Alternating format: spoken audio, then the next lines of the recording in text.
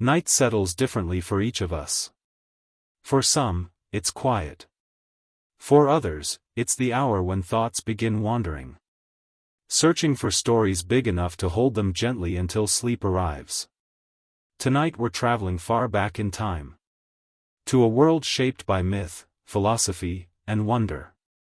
A world where the ancient Greeks imagined that life did not end abruptly, but simply changed form. They believed the soul continued onward. Not in fear. Not in punishment. But in calm procession through lands that existed between memory and eternity. If myths, dreams, and soft storytelling help you rest, you are in the right place. Welcome to the channel. And if this kind of gentle journey keeps you company at night, you're invited to subscribe before sleep carries you off. It helps more than you might think. Now take a slow breath. Let your body grow heavy. And together we'll follow a soul's quiet passage beyond the final breath. The Greeks did not imagine death as a cliff or an ending. They imagined something softer. A crossing. Like stepping off the very last stone of a riverbank, and onto a path that continued beyond the edge of sight. For them, the final moment of life was rarely dramatic. It was often quiet. Sometimes a sigh. Sometimes the whisper of a name. Sometimes nothing at all. The body grew still. And the room shifted in a subtle way that only those who had waited beside such beds understood. The air felt different. Thicker with memory. As if time itself had slowed down to watch. Families gathered close when the last breath came. In ancient homes lit by oil lamps and warmed by charcoal braziers. Relatives pressed fingertips to cooling skin. Listened for breaths that no longer arrived. And allowed silence to speak on their behalf. They wept, yes. But not always loudly. Grief for the Greeks was not a single emotion. It was a tapestry woven from pride, love, duty, and sorrow. Even in mourning, there was structure. There were steps to be taken. And responsibilities to fulfill. The first of these was the washing of the body. Women, sisters, wives, mothers, gathered bowls of warm water scented with crushed herbs.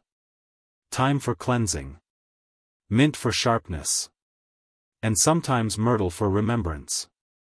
The washing was slow. Not rushed or fearful.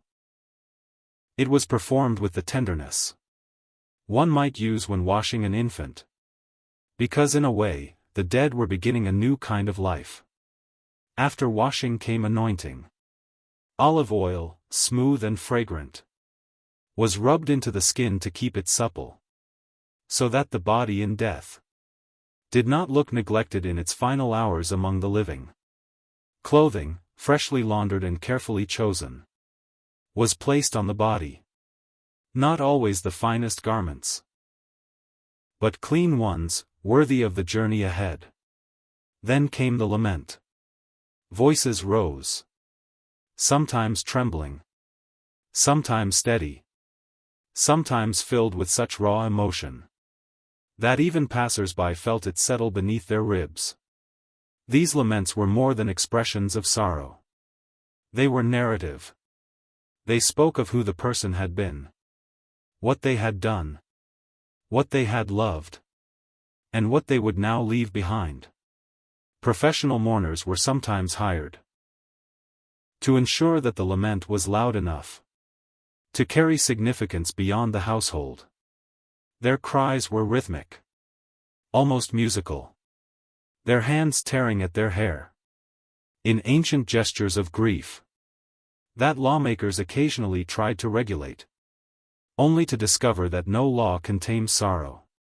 When the laments concluded, the body was laid out for viewing. The prothesis. Neighbors, friends, and relatives arrived not to judge, but to witness. To witness was an act of respect. It acknowledged that a life had been lived, and that its echoes would continue. in the memories of those still breathing. Before long, someone placed a small coin on the eyes. Or slipped it between the lips. A simple obol or drachma. No more than any traveler might carry in a pouch.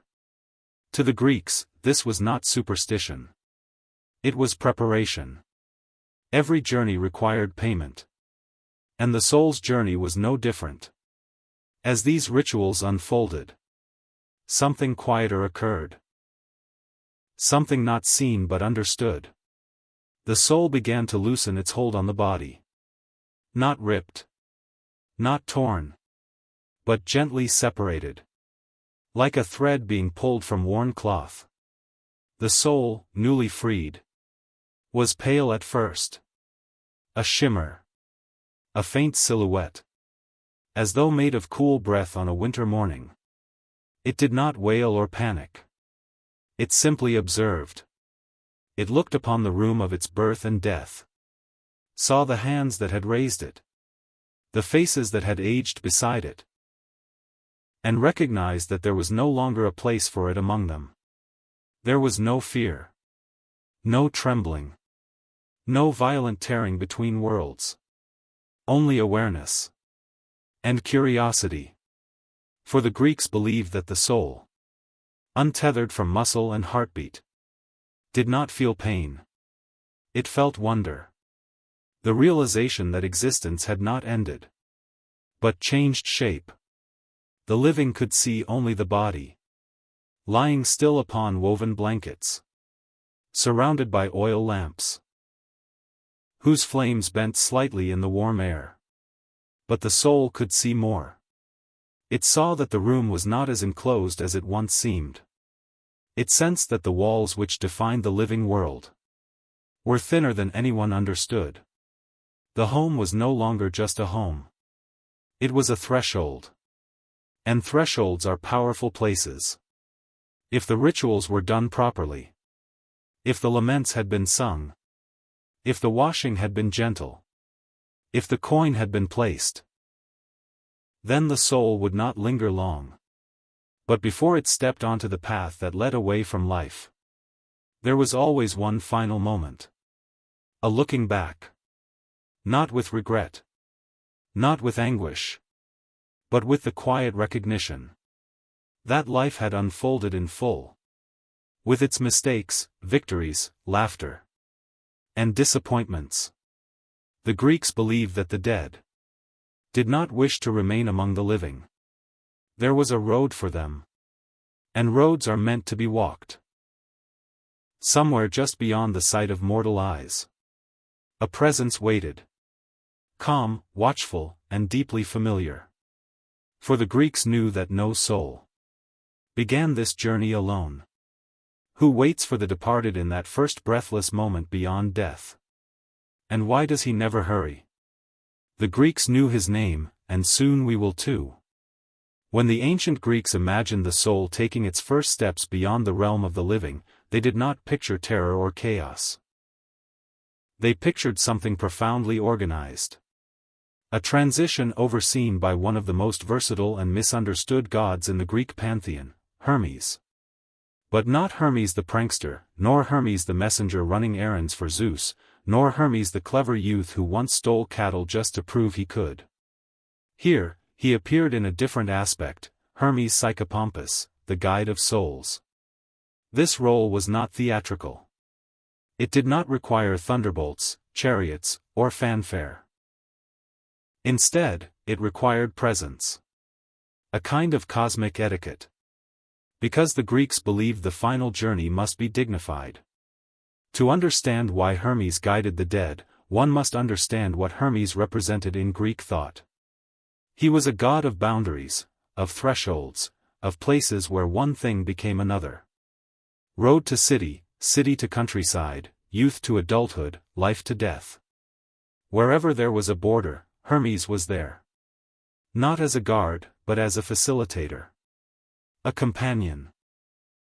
A negotiator. A reminder that movement between worlds was possible. This made Hermes uniquely suited to walk beside the soul in its first minutes of the afterlife. For the living, death looked like stillness. But for the soul, death looked like a path. And every path needs a guide. Hermes rarely arrived with spectacle. He did not descend from Olympus in clouds of gold. He simply was, the way a traveler appears at the foot of a road precisely when the journey is meant to begin.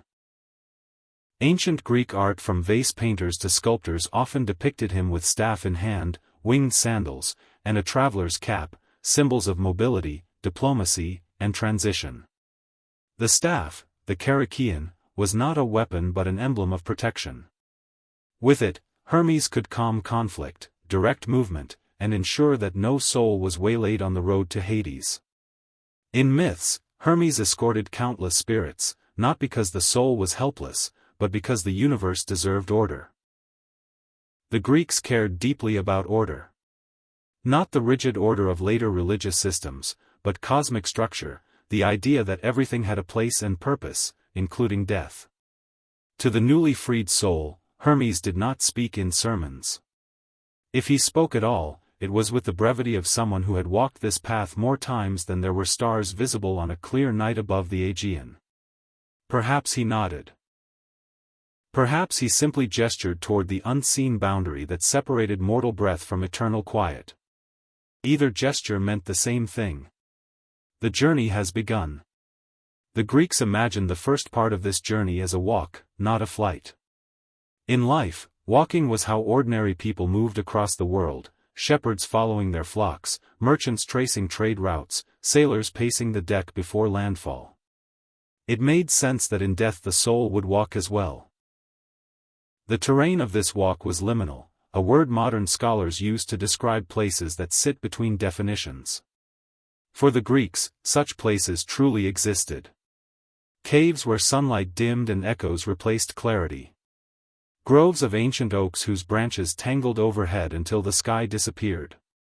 Cliffs and ravines where wind seemed older and more patient than in the fields below. Marshes, rivers, coastlines, and thresholds of abandoned shrines. Places the living treated with caution, not because of fear, but because they sensed that the world was thinner there. Ancient listeners knew these environments well.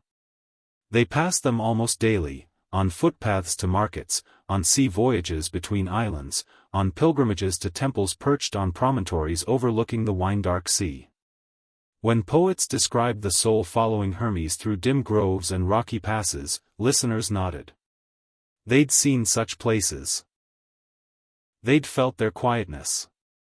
They understood. Hermes's pace was unhurried. Time itself behaved differently in the borderlands between life and death. Minutes did not matter. There was no need to rush toward eternity. If the soul paused to glance back at the world of the living, Hermes did not chide. Pausing was part of the process. Reflection accompanied transition. Scholars often point out that ancient Greek views of the afterlife were not monolithic. Different regions told different versions. Different poets emphasized different elements. Philosophers turned myth into metaphor and metaphor into doctrine. Folk beliefs existed alongside formal cult practices. Yet almost all shared this image. Hermes walking beside the newly departed, calm and collected, a guide who never faltered. This image reveals something profound about Greek culture. They never imagined the dead as abandoned. Even in their myths, the universe assigned companionship to the most vulnerable moments of existence. Hermes could speak to gods, heroes, shepherds, and souls alike. There was no hierarchy in death. No distinction between king and fisherman. To Hermes, all travelers were equal in that final crossing. As the soul walked deeper into the borderlands, sensations changed. The Greeks did not rely on horror to describe this shift. They relied on subtraction. Sound faded. Sense diminished. Color thinned. The world became quieter not through dread but through a careful unwinding of sensory ties to mortal life. Later philosophers, especially those influenced by Orphic and Pythagorean teachings, suggested that the soul's departure was like removing weights from a garment. Every step away from the living loosened the soul's attachment to its former identity, allowing it to travel more lightly. Hermes had seen every kind of traveler. The bewildered, the resolute, the curious, the reluctant, and occasionally the indignant. But he did not force compliance. Greek religion rarely depicted the gods as cosmic enforcers during this stage. Instead, Hermes guided by presence, and presence was enough. Archaeological evidence suggests how deeply this belief permeated daily life. Burial goods found across the Greek world, from Attica to Sicily to the islands of the Cyclades, show coins placed on bodies, figurines of Hermes, small vases depicting processions of souls, and offerings intended for the journey. Ritual had become preparation, and preparation confirmed belief. Poets expanded on this gentle procession. In the Odyssey, shades in the underworld recognize the living, converse with them, and remember their former deeds.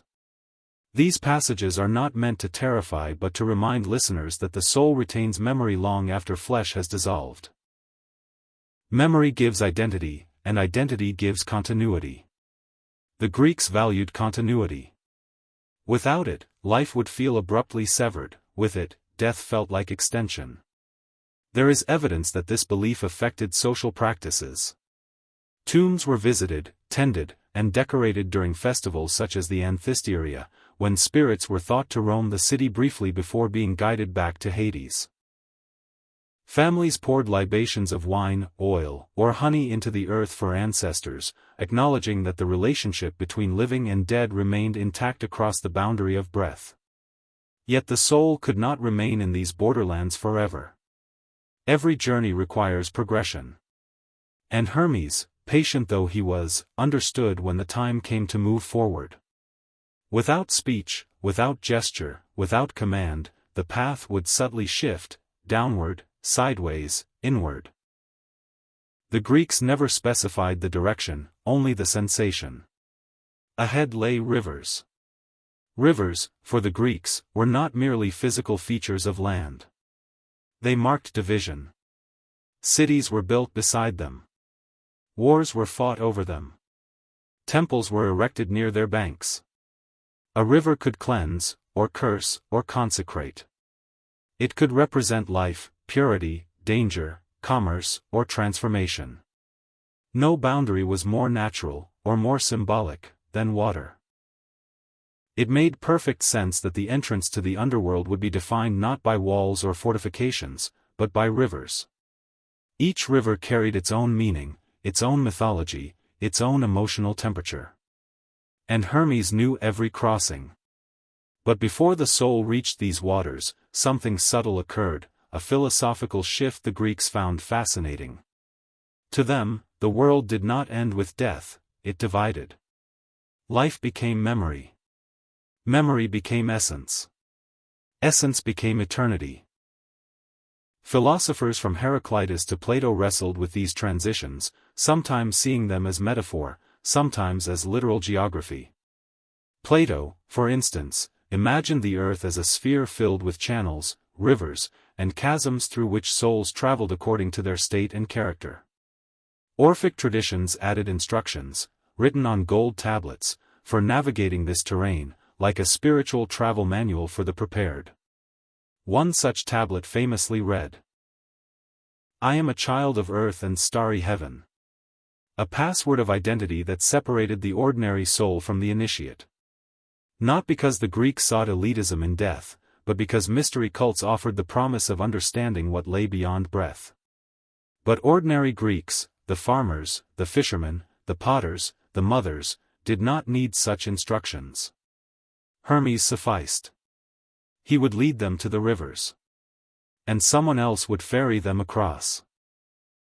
Where Part 1 focused on the gentle separation of soul from body, and on the living rituals that aided that separation, Part 2 reveals the cosmology that awaited immediately after, the divine companion, the liminal geography, the philosophical underpinnings, the historical evidence, and the poetic imagery that blended together into a single coherent worldview. Hermes, ever patient, ever composed, guided the soul to the final stretch of the borderlands. Ahead, faintly at first, came the sound of water, distant, steady, and ancient. Rivers do not hurry. They carry the weight of time without complaint. But rivers also demand decision. Every river divides. And beyond the first waters waits the ferryman. In Part 3, we follow the soul to the banks of those mythic currents, and to the one who never leaves his post. In the geography of the Greek afterlife, the realm between life and eternity was not constructed of walls or gates, but of gradual change. The Greeks rarely imagined abrupt ruptures. They imagined transitions, the slow fading of one reality into another. As Hermes walked, guiding the soul step by unhurried step, the remnants of the mortal world continued to dissolve. Not suddenly, that would be too sharp for Greek sensibilities, but in layers. First, sound softened. Noise from the living world dwindled until it resembled memory more than experience. The faint echo of chatter in a marketplace, the creak of an oar against wood, the hiss of a hearthfire, all of it thinned, like mist burned off by morning light. Then, color dimmed.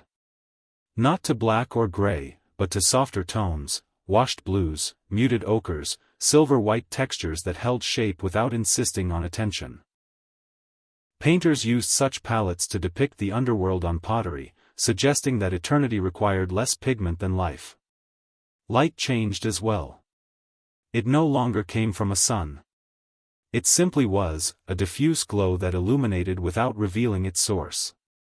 Philosophers interpreted this as metaphor. In death, illumination came from within, not above. Spatial boundaries shifted next. Distance lost precision. A grove of cypress might appear close, yet require a long walk to reach. A ridge in the distance might look impossibly far, yet feel only a few steps away once approached. The Greeks did not require consistency, the afterlife was not bound by geometry. Hermes navigated such distortions effortlessly. He was a god accustomed to thresholds, to doorways, crossroads, and regions where the customary rules of motion grew flexible. To the soul, this was disorienting; to Hermes, it was simply terrain. This territory between death and the rivers was known by scholars as the borderlands, though the Greeks themselves rarely named it formally. They described it through imagery instead of terminology. The places where the living do not linger. Or, the shadowed groves.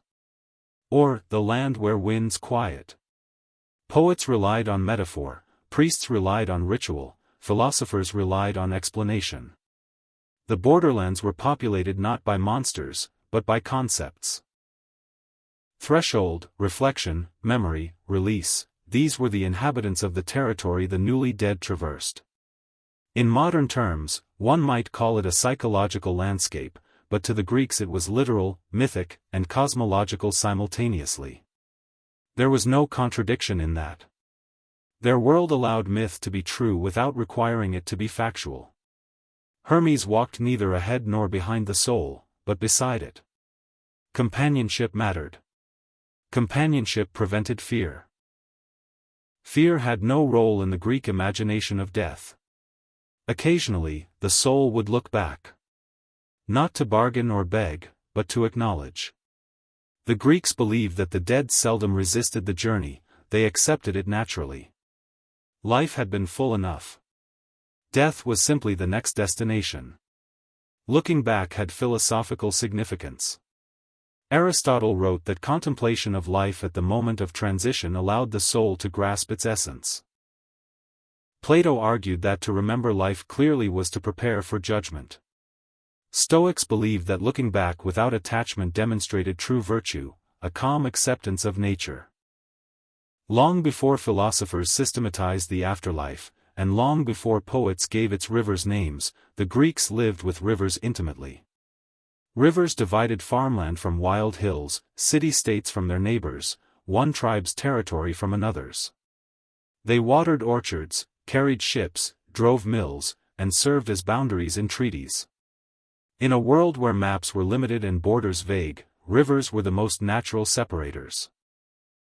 Thus, when imagining a boundary between worlds, it was not walls or mountains the Greeks chose, but water. The rivers of Hades were not conjured to frighten.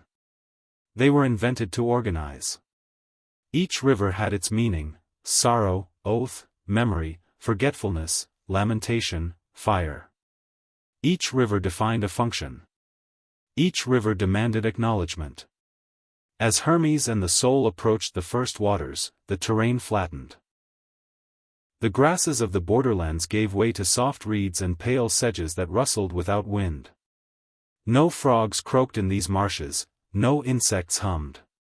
Silence dominated, not out of menace but out of respect. The air grew cooler, not cold. Moisture gathered in tiny beads along the edges of leaves, though no dew had fallen. The scent of water, ancient, mineral, and faintly metallic, drifted into the space between breaths. This was the threshold of the Acheron.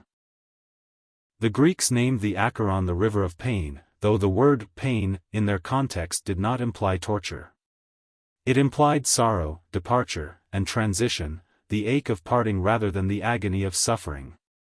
To die was to leave life, and leaving carries weight.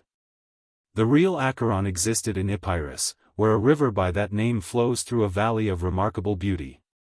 Travelers visited it, rituals were performed near it, offerings were cast into its waters. The Greeks did not view the Acheron as sinister. They viewed it as sacred, a place where worlds touched. In some versions of the myth, the soul must cross the Acheron immediately, in others, the Styx dominates. The Greeks were not rigid narrators, variations enriched myth rather than confounding it. What mattered was not linear consistency, but philosophical nuance. Hermes paused at the water's edge. He had escorted the soul as far as his role demanded along this segment of the journey. Here, another figure presided, another worker of eternity, another functionary of order. It was not Hades himself who waited. Hades was a monarch, not a ferryman. It was Charon, the boatman of the dead. But before we meet Charon, it is worth pausing to consider the deeper implications of the rivers themselves. To cross a river is to make a choice. To stay upon its bank is to remain incomplete. Every river in mythology demands commitment, in Egypt, in Mesopotamia, in India, in Rome.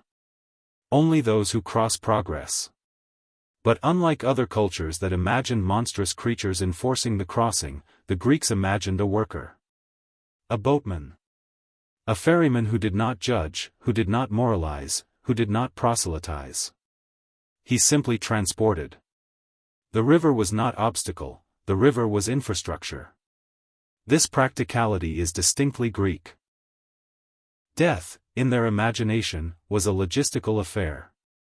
Souls needed to pass from one side to the other, and someone needed to ferry them. Thus, Charon.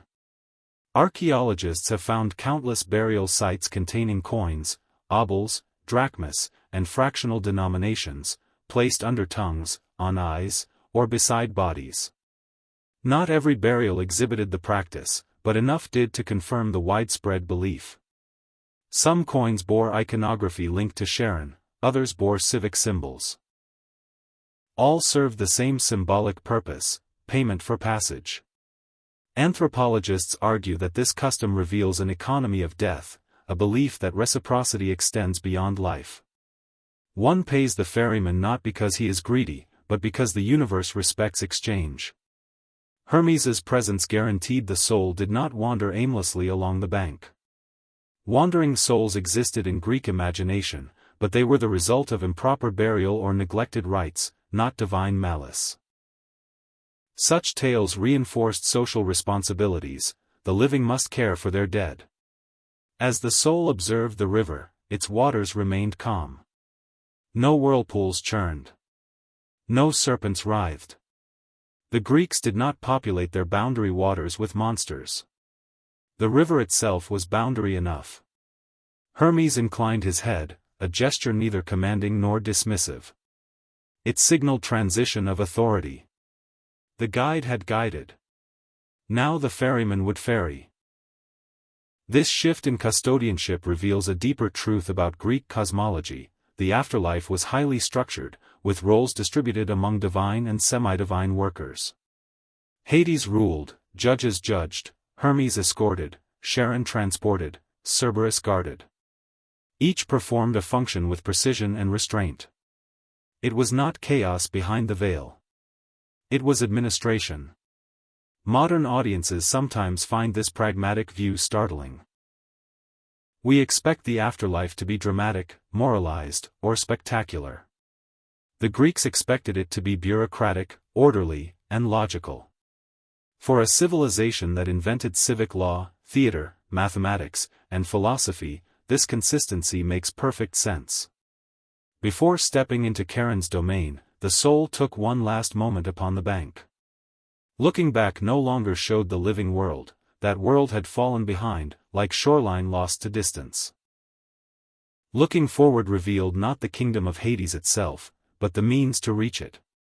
And Charon waited, as he always did, as he always would, as the Greeks always imagined him, silent, steady, and unaltered by time. For no ferryman leaves his post while the river continues to flow. The ferryman steps forward, payment is offered, and the soul crosses waters no living mortal may enter. The ferryman did not emerge with spectacle. He was simply there, as though he had always been there, standing upon the bank of the river that separated what once was from what would be. The Greeks never made Charon into a monster. They did not give him fangs or wings, and they did not drape him in the theatrical darkness that later centuries would imagine. They gave him something far more fitting, a profession. In the ancient world, few roles were more ancient than that of boatman. A boatman knew currents. He knew weather. He knew the art of balance and the science of distance. He understood what it meant to keep a vessel steady while others embarked and disembarked. It was a job. A necessary job. And so Charon was not frightening, he was inevitable. His posture revealed his occupation more clearly than any myth could. Feet grounded, shoulders squared, hands resting at ease upon a pole worn smooth by centuries of use. He did not rush. He did not beckon. The newly dead approached him the way travelers approach a ticket booth at a port. With a sense of process rather than dread. The soul stepped forward, Hermes beside it, though slightly behind, signaling that the next exchange belonged to Charon alone. In Greek imagination, Charon rarely spoke. Silence itself was language. Silence communicated professionalism. Silence communicated acceptance. Silence allowed the river to speak. The river did not roar. It whispered. Whispers suit eternity better than thunder. Before Charon would permit boarding, payment was offered, the coin placed upon the body during the rites of the living. Sometimes an obol. Sometimes a drachma. Sometimes a fractional denomination. The currency was not the point, the symbolism was. Anthropologists describe this as funerary economy, the idea that death participates in exchange. The Greeks saw it differently. To them, it was courtesy. Every journey has cost. Every service has compensation. Even gods and spirits respected reciprocity. Coins found in graves across Attica and beyond confirm the widespread nature of the custom. Some were minted from silver scraped from Laurion mines, others bore images of owls, dolphins, or civic symbols. Archaeologists have lifted such coins from tombs with the same reverence the ancient Greeks placed them, as though handling the currency of two worlds at once. Payment mattered not for Charon's wealth, but for the soul's legitimacy. Unpaid travel implied neglect, abandonment, or improper burial. Such souls lingered on the wrong side of the river, not eternally punished but temporarily stalled, a reminder to the living that ritual obligations do not end at breath. Greek tragedy occasionally used such figures as moral caution. The horror was not damnation, the horror was delay. Once the coin passed from soul to ferryman. Symbolically, for the physical act varied across tellings, Charon nodded. Approval required no words. He gestured to the boat, a narrow vessel, neither ornate nor crude, built for function. The Greeks did not imagine a grand galley or gilded barge. They imagined the equivalent of a small river skiff, the sort one might find on the Acheron itself in Epirus, ferrying mortals across water in the bright heat of day. The soul boarded without ceremony. Deckboards whispered under its weight, though the soul possessed no true mass. Mythology behaves consistently without obeying physics. Hermes remained on the riverbank. His task complete for the moment, he watched without interfering, hands folded around the staff that served as symbol rather than weapon. Hermes did not cross with the souls. His domain was threshold, not destination. Charon positioned himself at the stern and pushed off with practiced grace. The pole met the riverbed with no splash. The boat glided forward, carried by currents that had no origin in rain or mountain spring. These waters were not fed by tributaries, they were fed by myth. The Greeks debated which river Charon ferried the dead across. In some accounts, it was the Acheron. In others, the Styx. Occasionally, the two were conflated. Scholars long ago recognized that consistency mattered less to the Greeks than symbolism. Mythology was not a ledger. It was a mosaic. The Acheron carried sorrow. The Styx carried oath. The Lethe carried forgetfulness. Other rivers carried lamentation or fire. Crossing any river marked a boundary. Crossing all marked transformation. The Styx, of all these rivers, commanded the greatest metaphysical authority. It was the river of divine oaths, the one upon whose waters even Zeus feared to swear falsely. To break an oath on the Styx invited consequences only gods could deliver. A year of unconsciousness, followed by 9 years of exile from Olympus. The Greeks believed in punishment for lies not because of morality, but because of balance. Oaths maintained order. Order maintained cosmos. When a soul crossed such waters, it entered not punishment but consequence. Consequence is quieter than judgment yet more enduring. As the boat slipped across the current, the soul observed the river's surface. It did not reflect faces. It reflected states. Memory, remorse, surrender, curiosity. Ancients did not require literal interpretation, metaphor was the native language of myth. Some storytellers imagined faint whispers rising from the waters, as though the river carried the echoes of lives concluded. Not torment, not instruction, simply sound without source. A form of remembering that did not require the living to listen. Charon's silence extended across the journey. He did not comfort souls, nor did he frighten them. His neutrality was a form of mercy. The Greeks valued neutrality in death. Life was filled with partiality, politics, alliances, feuds, rivalries, passions. Death removed partiality, it replaced it with procedure. As the ferry approached the opposite shore, the landscape changed again. Rivers are thresholds. Beyond them lies new territory. The land across the water did not resemble the borderlands from which the soul had come. There, color and sound diminished gradually. Here, stillness dominated absolutely. Stillness without cold, stillness without dread, simply the absence of hurry. Philosophers remarked that eternity has no need for haste. Eternity, by definition, has nothing left to outrun. Charon angled the boat toward a mudless bank. The vessel touched land without jolt. The ferryman waited for the soul to rise. Payment had been accepted. Service had been rendered. Exchange had been fulfilled. The Greeks did not imagine Charon granting blessings or guidance. His role lacked sentiment. Sentiment belonged to the living, efficiency belonged to death. Once the soul disembarked, Charon did not linger.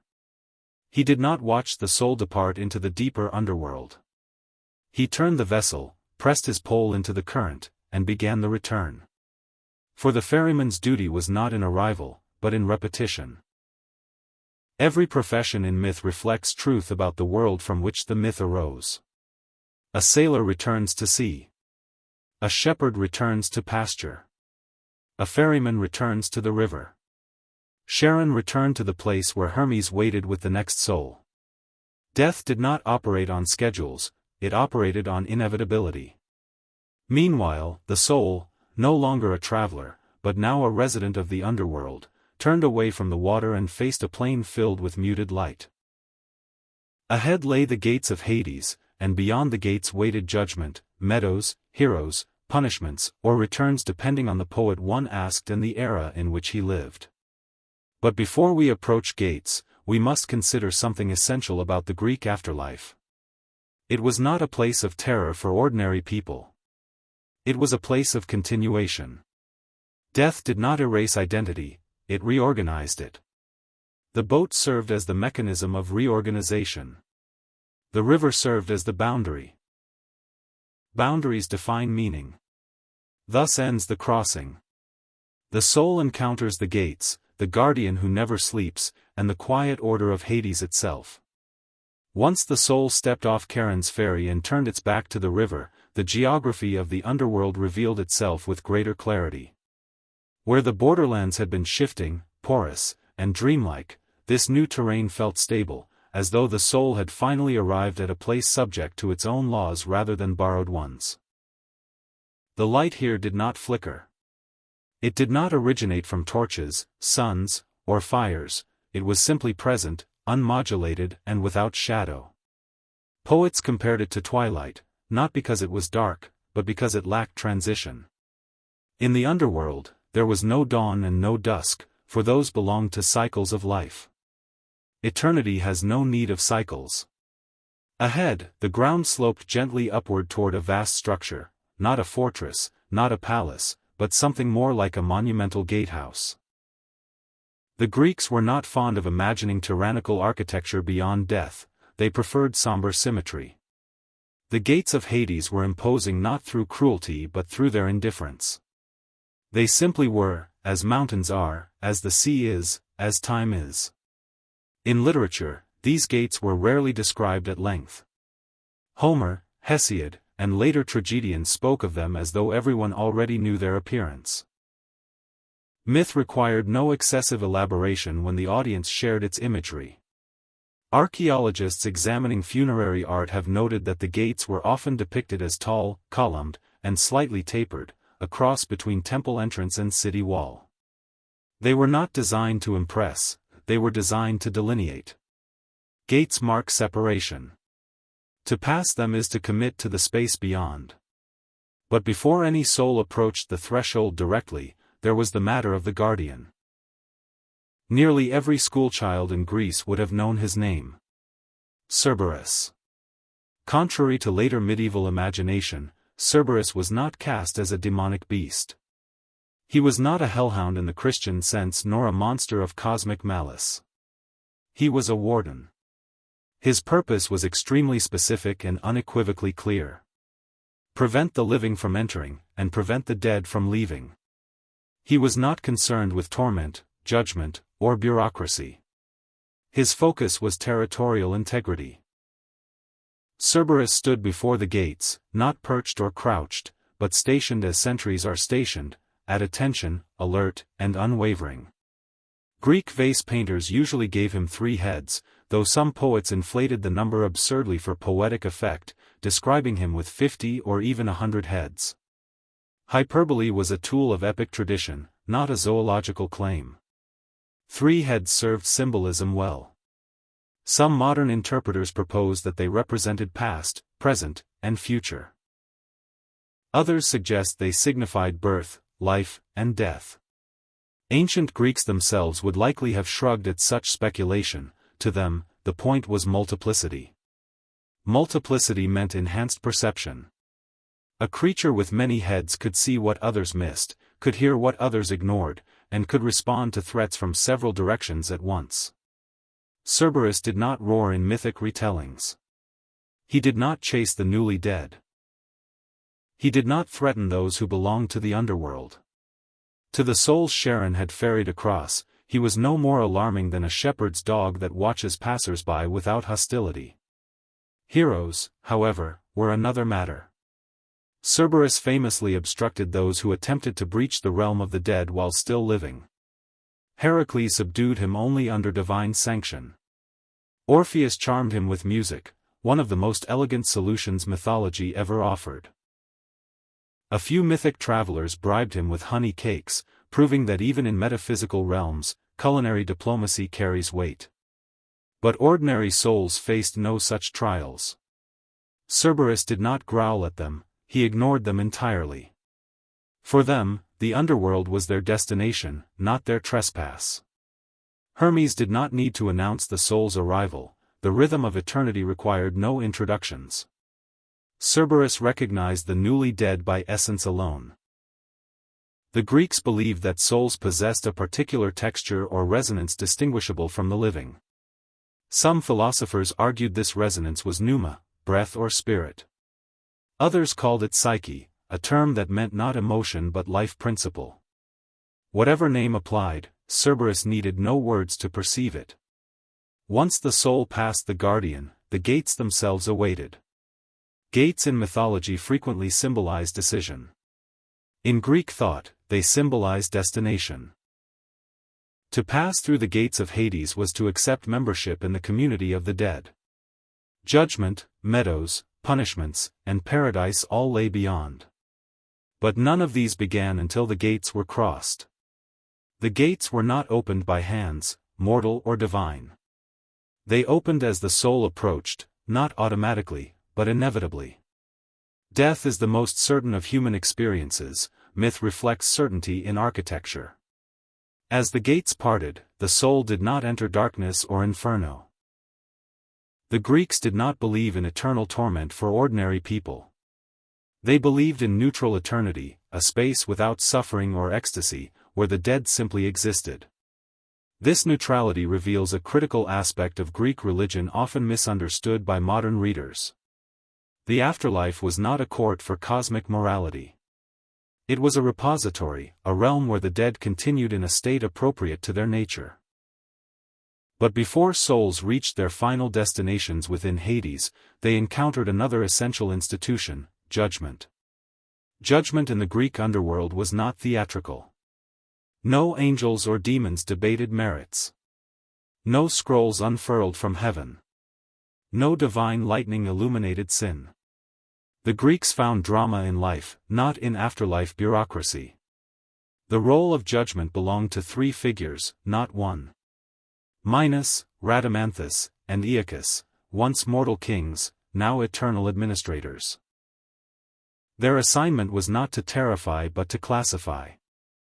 Souls were placed where they belonged, not where they were punished. Only the most egregious offenders in myth were sent to Tartarus, and even then, their torments were more moral parable than expectation. Before we move to judgment, it is worth considering the cultural logic behind this tripartite system. Classical Greek society was organized around civic duty. Every function had a role. Every role had boundaries. The underworld mirrored civic structure. Kings judged, guardians guarded, ferrymen ferried, guides escorted, rulers ruled. Hades himself did not perform judgment. His role was rulership.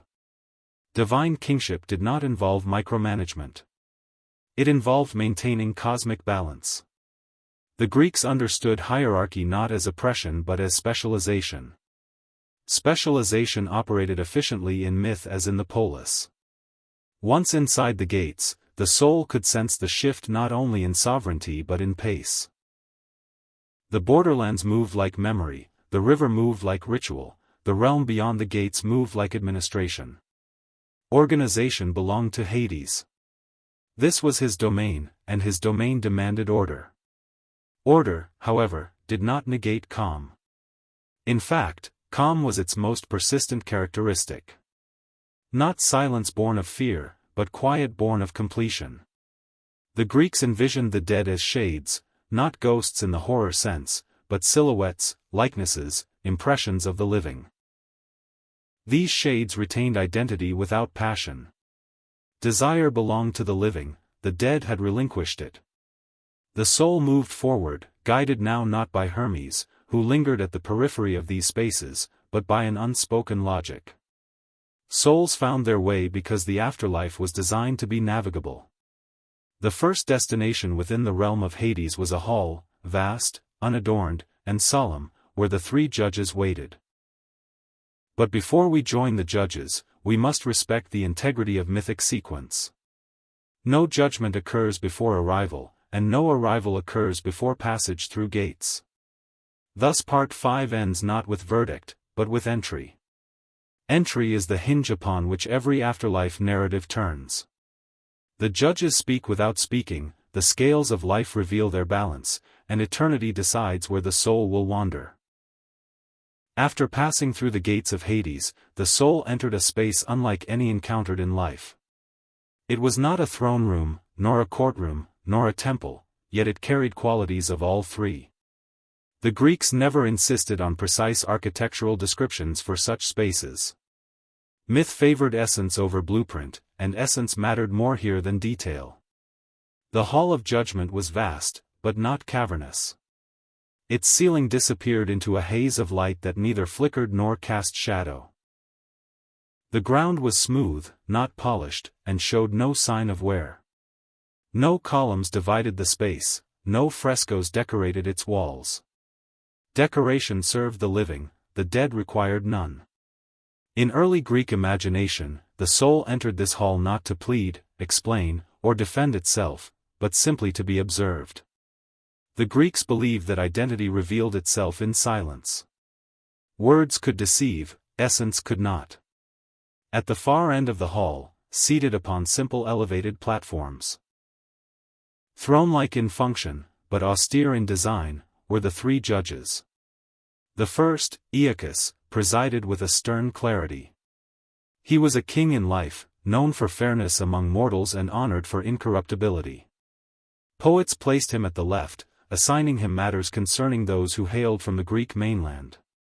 In mythic logic, geography did not dissolve in death, it reorganized. The second, Rhadamanthus, sat on the right.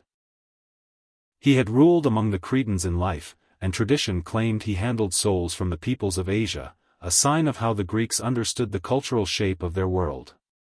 Rhadamanthus represented strict justice, tempered by an understanding of law deeper than custom. Between them sat Minos, the most renowned of the three, not because he was strictest, but because he was most deliberative. Minos listened to disputes when they arose, and occasionally, myth allowed them to arise. The Greeks did not believe that humans lived without complexity. Why should complexity vanish in death? Minos made the final determination when the first two disagreed.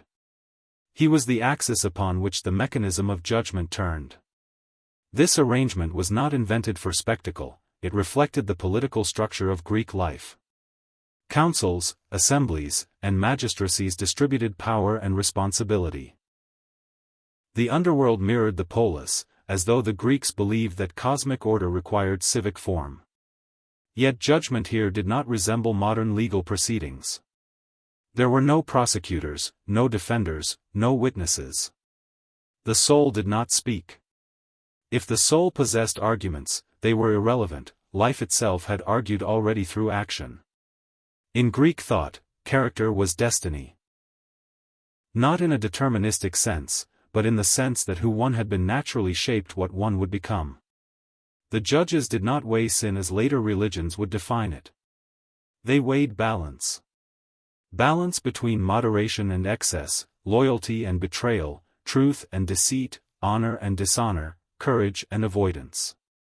Greek ethics valued measure, measure preserved community. The scales used in judgment were metaphorical, not mechanical. Some vase paintings and Orphic tablets depicted literal scales weighing the psyche, but philosophers understood this as illustration, not device. The soul stood before the three kings, not trembling, not begging. Fear belonged to the living. The dead had passed beyond it. The judges examined not biography but pattern. A single act rarely defined a life in mythic reasoning, the accumulation of choices did. Tragedians demonstrated this with precision. Hubris was not a single prideful moment, but a pattern of pride that eroded judgment. Likewise, virtue was not a solitary noble gesture, but a lifetime of alignment between intention and action. The judges had no need for scrolls, tabulations, or divine informants. Memory, pure, unembellished, unshielded, provided all necessary evidence. The Greeks believed the soul could not lie to itself in death. Self-deception was a privilege of breath. If judgment concluded that the soul belonged neither among the wicked nor among the heroes, it was sent to the asphodel meadows, a region of endless neutrality. Asphodel was not punishment. It was equilibrium. Most souls pursued neither tyranny nor virtue, they lived ordinary lives, loving, working, struggling, failing, laughing, complaining, enduring. The Greeks saw no reason to penalize such existence. Ordinary life merited ordinary eternity. For those whose deeds were remarkably noble, heroes, poets, lawmakers, warriors who died for their cities, mortals beloved of the gods, judgment assigned them to the Elysian fields or Isles of the Blessed, depending on the poet. These regions were imagined with more variety than any other part of the underworld. In some accounts, Elysium was a meadow of perpetual spring, fragrant with flowers and warmed by gentle breezes. In others, the isles lay on the western edge of the world, beyond the bounds of navigated sea, where the favored dead dwelt in light. But for the rare souls whose crimes outran remorse, whose harm surpassed repair, judgment directed them downward, to Tartarus. The Greeks reserved Tartarus not for sinners in general, but for cosmic offenders, titans who rebelled against Olympus, mortals who defied divine order, figures whose tales served as warnings against extremes of arrogance or cruelty. Yet even Tartarus operated not on sadism, but on example. The Greeks believed stories instruct through exaggeration. Punishments were narrative tools, not expectations for ordinary citizens. Before judgment concluded, philosophers layered interpretations upon myth. Plato, for instance, suggested that souls might reincarnate after intervals of purification or reward. Orphic traditions argued that the soul could escape the cycle entirely through ritual knowledge. Mystery cults mingled hope with secrecy. The underworld became not merely destination, but process. Process mattered deeply to the Greeks. Life was process. Death, therefore, could not be static. It required stages, escort, crossing, judgment, placement, the same orderliness with which they organized festivals, games, and civic duties. When the judges reached their conclusion for the soul who now stood before them, they did not announce it with trumpets or proclamation. They simply indicated, a gesture, a turn of the head, or perhaps an unspoken current of directive that the soul immediately understood. The soul moved accordingly, not compelled, but aligned. Compulsion was unnecessary, alignment sufficed. And in that movement, the Greek afterlife divided into pathways. One led to the meadows of neutrality. One led to the islands of heroes. One led downward to the place of warnings. One led, rarely, to rebirth. Each path possessed its own texture. Neutrality was quiet. Reward was luminous. Punishment was instructive. Return was philosophical. But before we travel those paths, we must linger just a moment longer with the judges, for their presence reveals the most Greek aspect of the underworld. The belief that death is not chaos. Life was chaotic. Death was orderly. That reversal is the soul of Greek cosmology. We walk the meadows of asphodel, glimpse the isles of heroes, and watch eternity settle into its natural rhythms. When judgment concluded, the soul did not linger in uncertainty. The Greeks did not imagine bureaucratic delays in the afterlife.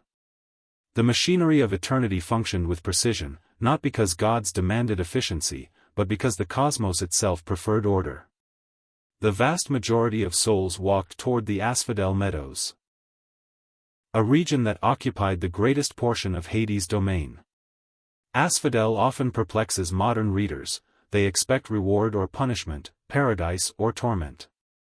But the Greeks understood that most lives are lived not in extremes, but in moderation. So eternity reflected that moderation. The very flower for which the meadows were named, the asphodel, grows in wild, rocky soils across Greece.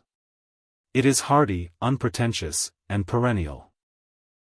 Its blossoms are pale, often white or slightly pink, with slender stalks that sway easily in the wind. Ancient Greeks associated the plant with remembrance, not glamour. Heroes might earn laurel, ordinary souls received asphodel. As the soul entered the meadows, the terrain opened wide. The light was soft, neither bright nor dim. The air carried a faint fragrance with no earthly counterpart, subtle, floral, and persistent enough to mark presence without overwhelming. Movement was plentiful. Souls walked, rested, conversed, drifted, or simply existed. Activity without urgency. Action without ambition.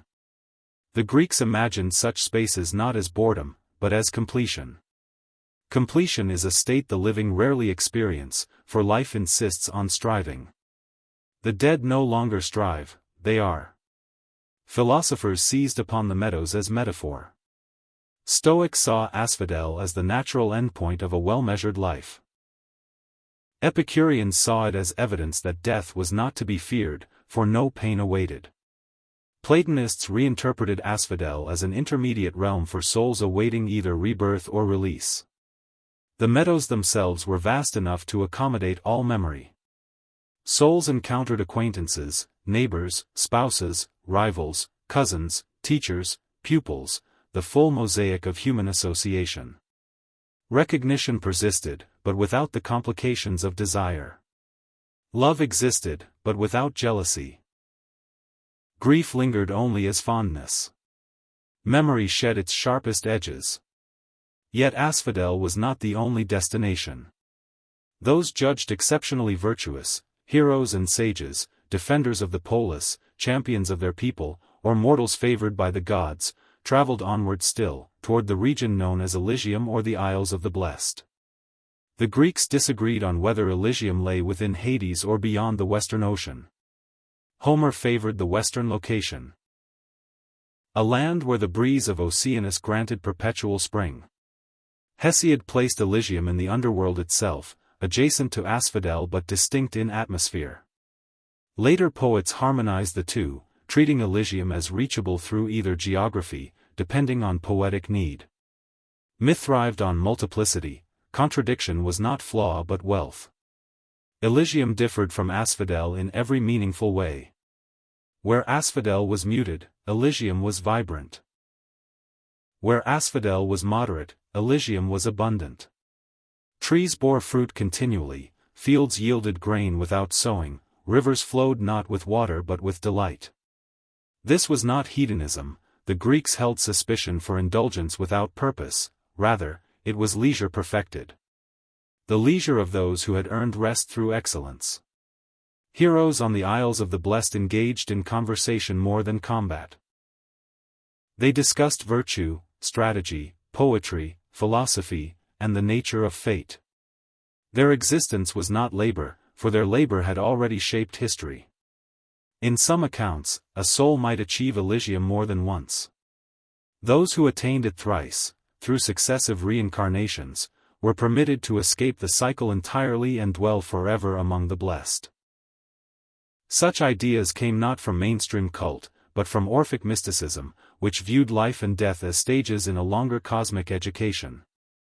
Opposite Elysium, though rarely described in equal detail, lay Tartarus, realm of the extreme offender.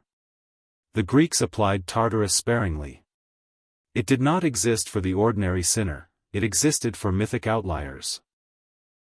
Titans who rebelled against Zeus, Sisyphus who defied divine authority through cunning, Tantalus who violated sacred hospitality, and a handful of others whose names served as cautionary symbols. Their punishments were vivid, but symbolic.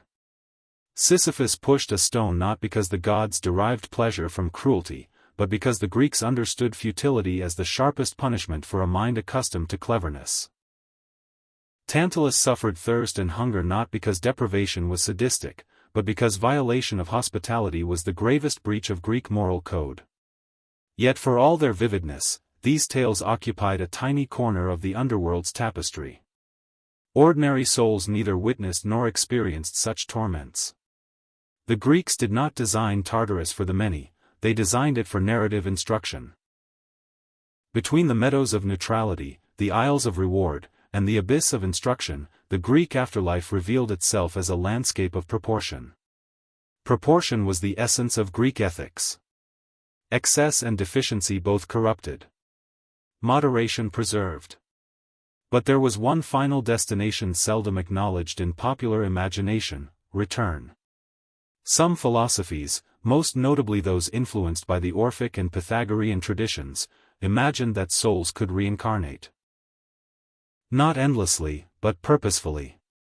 Reincarnation allowed souls to refine their nature, correct imbalances, acquire knowledge, or pursue liberation. The Orphic gold tablets serve as archaeological testament to such beliefs. Inscribed with instructions for the deceased, they guided souls in choosing the right springs to drink from, avoiding Lethe, the river of forgetfulness, and instead seeking mnemosony, memory, to preserve identity across incarnations. Memory matters in Greek cosmology. Memory is identity. Identity is destiny.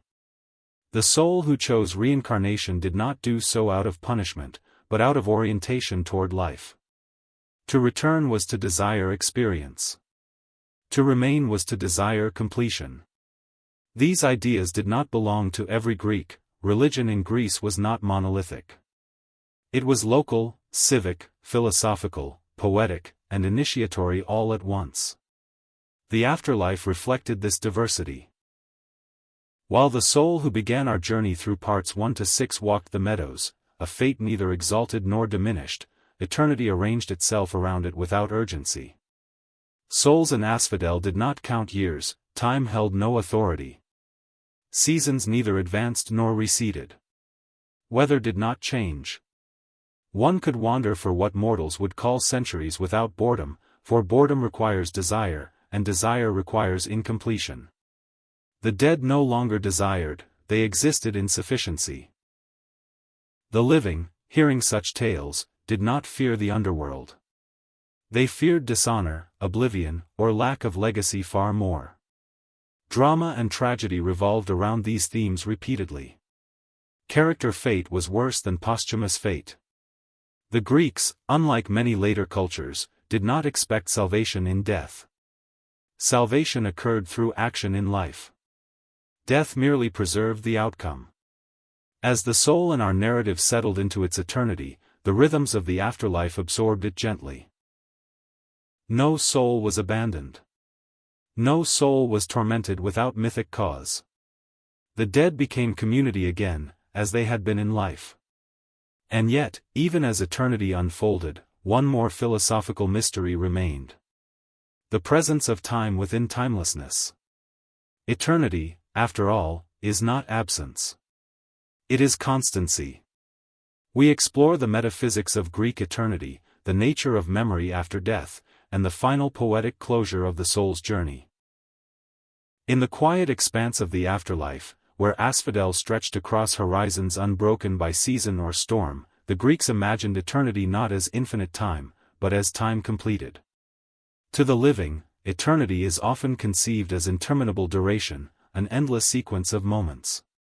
But to the Greeks, eternity was the absence of sequence altogether. Not a chain of days, but the cessation of days. Not quantity, but quality without measure.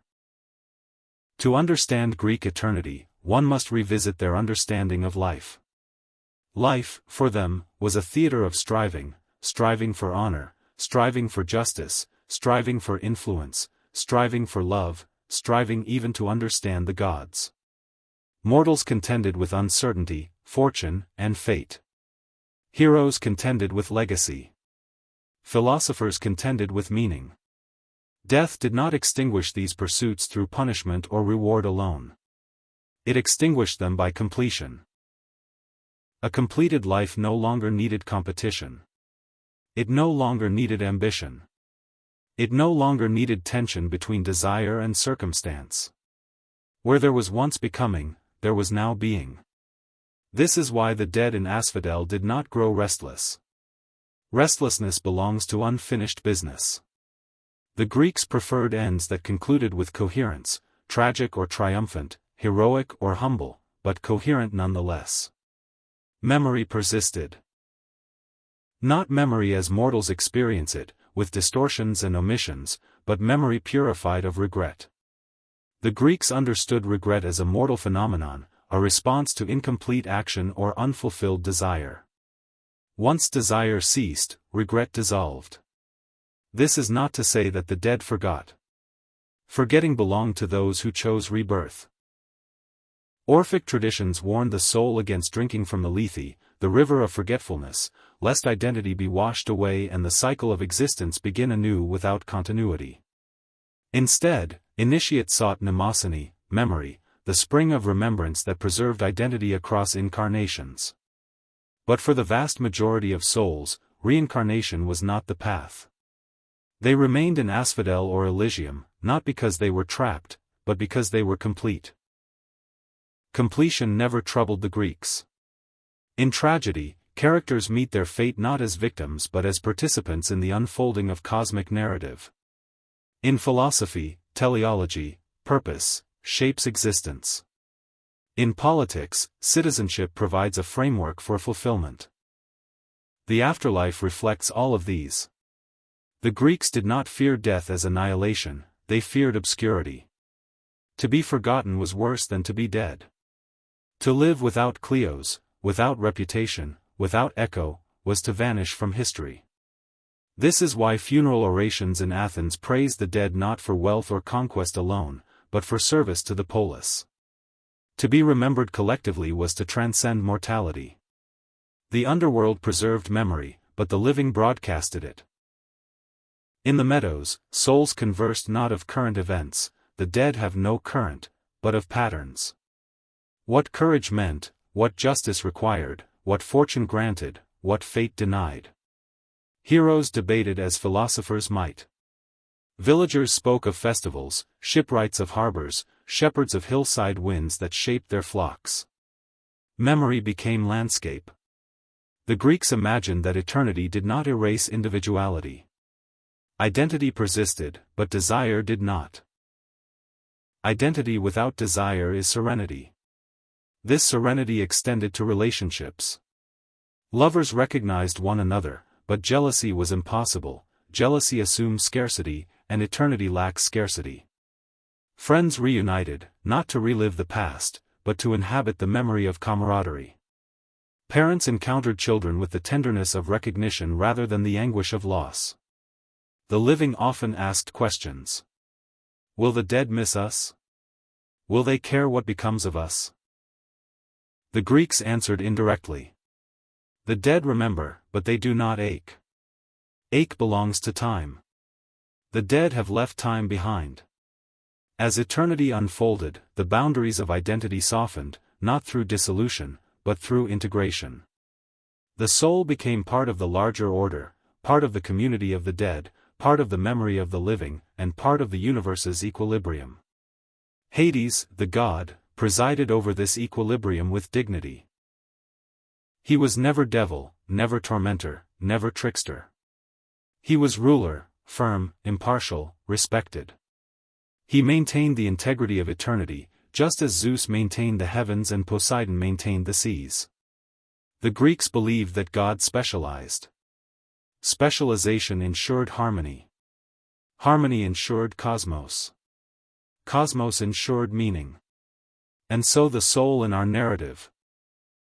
Who once drew breath, who once loved and labored, who once walked through Hermes' borderlands, crossed Charon's waters, passed Cerberus' regard, and stood before the three judges, now settled fully into its place.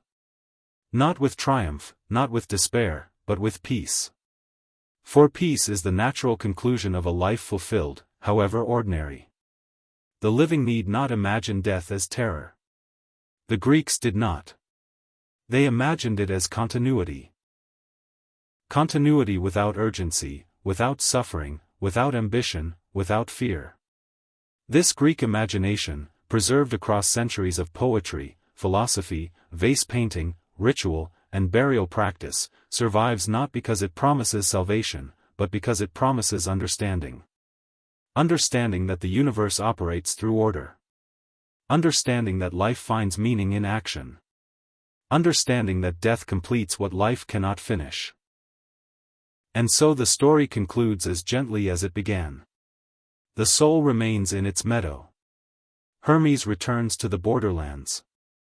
Charon waits at the river. Cerberus guards the gate. The judges deliberate. Hades rules. The cosmos turns. Nothing more is required. Nothing more is missing. Eternity simply is. If you've listened to this journey all the way to the end, thank you for spending your night with this story. If storytelling helps you rest or dream, you're welcome here anytime.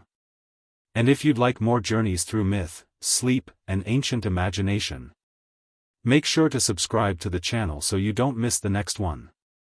Before you drift off, tell me in the comments, from which country are you watching, and what time is it right now where you are? Good night, traveler. Sleep well.